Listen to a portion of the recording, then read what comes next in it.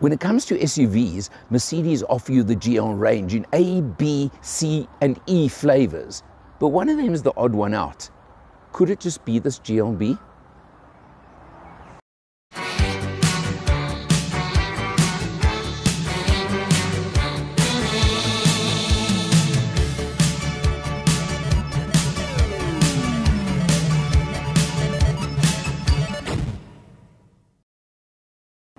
Hello, my name is Michael. I'm the owner of CHANGECARS and the host of the TV show All Things Motoring. I have one mission, and that is to make a difference to the motoring public. Making a difference how? Making sure that you have safe options, making sure that you have knowledge. In that regard, it is my absolute pleasure and privilege to work with Alan Rosenmeyer of MotorMatters. The man with a hat, I'm the man with no hat, he's the man with the knowledge. Thank you for watching. Hi, I'm Alan R. Welcome to MotorMatters, CHANGECARS and All Things Motoring. Mercedes GL range, which means their SUV range, comes in flavors A, B, C, no D, but E. But the GLB that we've got here is the odd one out in certain ways. Now, why do I say it? Well, from the front, I don't think you can tell the difference really. It's got a big, bold Mercedes badge, of course, in the center. It's got that studded grille that you're starting to expect from all the Mercedes range these days. It's got all these features, and this one has got quite a lot of extras because it's got the AMG line on it. But we're not going to spend too much time there either. But nice 19-inch alloy wheels. But now, when you look at the side profile, this is where the GLB is the odd one out in the family. Because do you notice how much higher and more squared off it is than the A, C and E, which very much look similar, just bigger as they go up. But the GLB is different in certain ways. Because, let's just pop open the back door and I'll climb in the back seat. Now, plenty of headroom with my hat on. Driver's seat set for me, very, very comfortable, plenty of space. I have no complaints whatsoever. But notice that the whole vehicle is just squarer and higher. I repeat myself there. But it's still very much the same as its brethren. Look there, you've got two USBs down there. You've got vents for the aircon in the back. You've got full leather trim. This is everything you expect from this car. The twin panoramic sunroofs. It's everything you expect from Mercedes and from, in particular, the SUV range. But now, I mentioned more than once how square it is at the back. The GLACE are more rounded. They've even got the coupe options. I think you understand what I mean. Look how square the tail is and the tailgate. Much more upright, much more square. But let's pop it open, because this is where the GLB differs. Because let's do the Allen test. And this is seriously a good 1.5 Allen boot. I would call it that quite comfortably. There's a bit of a slope at the headline at the back, but that's not serious at all. So it's a nice big boot, your split rear seats, that's all what you expect. But now in the GLB range, there's a little secret. This one doesn't have it, but you can option the GLB as a 7-seater. Obviously, you lose your boot space. You expect that. But that brings into context the size of the boot, because you can have 2 more seats there. Lift up the board over here, and you get the standard these days, no spare wheel, a kit there, a pumping kit, etc., mobility kit. These are all things you expect. And also, you can drop the board a bit lower, so there is a little bit of storage space under there if you really want it. But that's tons of room as it is. The boot is powered, the tailgate. And of course, what it tells me now is it's the 220d, which means diesel, obviously, 2-litre diesel, 4-cylinder, turbo, 140 kilowatts, 400 Newton meters of torque, and it's Mercedes 4MATIC all-wheel drive. Now that, to me, I'm sure I've said it so many times before, safety, safety, safety. It's not an off-road, although it does even have an off-road mode, as they like to call it. Dirt roads, yes. Off-roading, I don't think so. but it's got it for grip, for road holding on wet or icy roads, where to me it would make the difference. So let's check it on the road and let's check it inside.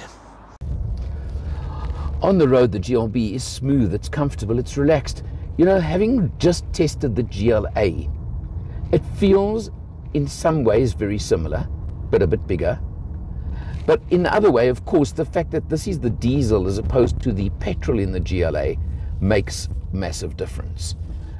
That little 1.3 litre turbo petrol in the GLA is peppy, it's nippy, it responds. This is a genuine diesel, and what I mean by that is it's a way more relaxed drive, it's more comfortable, you take your time, but you know what, why should you always be rushing in life? This is really a car that says, I'll get you there safely, I'll get you there quickly enough, don't worry about it, but it's not a racing car by any means whatsoever. But I must be honest, when it comes to SUVs, I've always said I like diesels, and this 2-litre diesel from Mercedes that puts out 140 kilowatts and a big 400 Newton meters of torque, driving the front wheels through an 8-speed dual clutch automatic. It's a lovely recipe, it really is. Our trip out into the country yesterday, where we did a nice long country drive, nearly 300-kilometer country drive, just to really show what it's capable of. And let me tell you, we got back showing something like 5.5 liters per 100 for the day's driving. We're on 6.6 overall for the test so far, and I think that's pretty good for a car that accommodates 5 in comfort. And don't forget, there is the 7-seater option as well. We'll show you the whole interior in a moment, but it's familiar territory. What I mean? It really is. You'll see in a moment. When it comes to GLs from Mercedes, it's difficult to know which one you're actually in when you're behind the wheel. But overall, let's see what it's like in my little 3-point turn spot. I'm not quite going to make it, but it wasn't far off. And if you look at the camera quickly now, you'll see you've got the reverse guidance and you've got the overhead view as well. So it gives you the comprehensive camera system while we're looking. But it's really a pleasant vehicle to drive. I really enjoy it, I must say. And I think the Mercedes GLs generally have come a long way. Just one little correction. I said that the 8-speed automatic is on the front wheels. It, of course, is the all-grip Mercedes 4MATIC all-wheel drive version we're actually driving.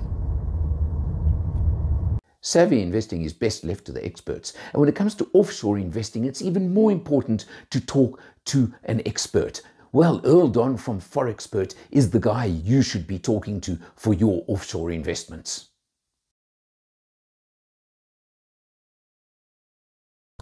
Starting off behind the wheel, as we always do, well, look at that, the TFT instrumentation. But the legend is 447 kilometers at 6.6 liters per 100. Now that is excellent for a good family-sized vehicle, and I think it tells you everything it needs to tell you. The other thing is this has just had a mild facelift, and one of the biggest features of the facelift is, of course, the single piece between the TFT instrumentation and the infotainment screen, the massive one-piece glass, as they call it, instead of having two separate and a big screen popping up in the center there. You've got your standard multifunction steering wheel. I'm not going to spend time. You know what this is about. You know what to expect. Paddles for the gear shift as well for that 8-speed automatic. These are all standard, and my dreaded, hated stalk for the gear shift. But let's not go there either. But you've got features like electric adjustment for both driver and front passenger. You've got heating for the seats, for the front seats. You've got all these features you expect from an executive upper class car. The screen gives you everything you want. It's got all the connectivity you want. I've shown you the camera. It also has that feature which I can't show you now, but when you stop at a traffic light, it shows you the view around the front of the car for anything approaching.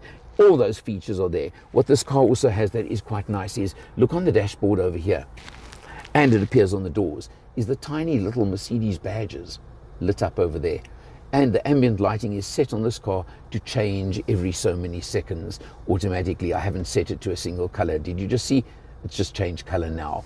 These are little things. You can also just set it to a single color using the voice activation system, which I'm not allowed to use the dreaded name, you know that. But it is really a comfortable, plush place to be. I know I say that often, but this really does fit that bill. It is very much that. So that is a big feature. And you've got, of course, all your different features on here. I think you know what I'm talking about. And there's your off-road mode that I mentioned in the beginning of the video. There you go. You see it gives you various features as well. So they're telling you it can go off-road. And they're telling you, and I saw adverts at the launch of one of the models recently where they took it off-road, but it's not a hardcore off-road. I'm sorry to say it, but it can do a little bit of off-roading if you want. I don't know how many owners of this car would do so. You come down to the center, you've got your USB over there, you've got your inductive charging pad over there. These are things you expect, and you know you're going to get on a car at this level. Then over here, very simply and rather show the screen, but if you press that button, show the infotainment screen, because if I press there, you'll see you've got comfort, eco, sport, individual and off-road modes at the click of that button over there, and that's what you can use on your multi-mode transmission as well.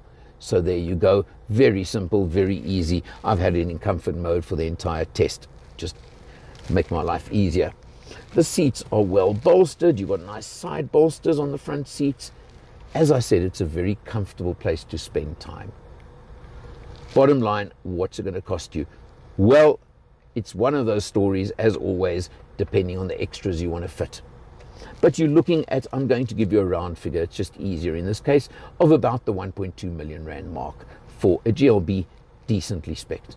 I know I'm sounding a bit vague, but I think it actually makes more sense to put it that way this time, because it is so difficult to give an exact price depending on all the specification you want. Between 1.2 and 1.3 should be where you end up on one of these.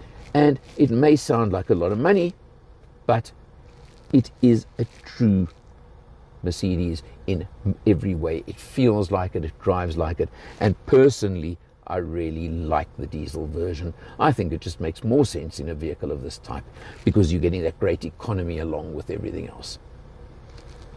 Obviously a choice only you can make, and the fact that it's the odd one out in the GL family, well, again, that's something you must look at and think about. I can't answer you there. Practicality, it adds in spades, that's for sure. Check it out for yourself. I think it's worth it. For MotorMatters, Change Cars, and all things motoring, I'm Alan R, and I'll see you next time.